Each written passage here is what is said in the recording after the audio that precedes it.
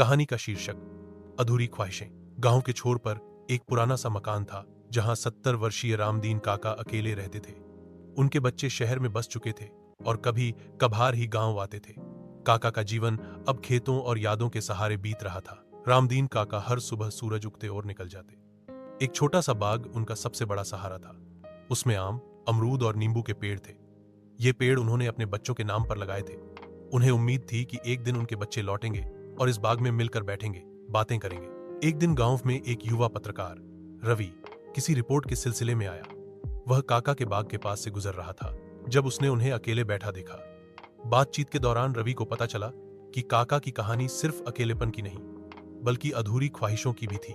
काका बोले, मैंने सब कुछ बच्चों के लिए किया, पढ़ाया, पाल पोस कर बड़ा किया, लेकिन अब सब अपने अपने जीवन में व्यस्त है।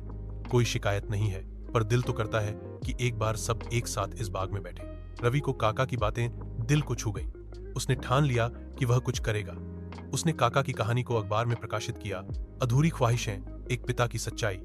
लेख पढ़कर काका के बच्चे भावुक हो गए। उन्हें एहसास हुआ कि जीवन की दौड़ में वे अपने पिता की भावनाओं को नजरअंदाज कर बैठे थे। कुछ ही दिनों में काका के घर रौनक लौट आई। बेटा, बहू, बेटी, पोते, पोतियां सब गांव आ पहुंचे। उस दिन पहली बार बाग में चहल पहल थी।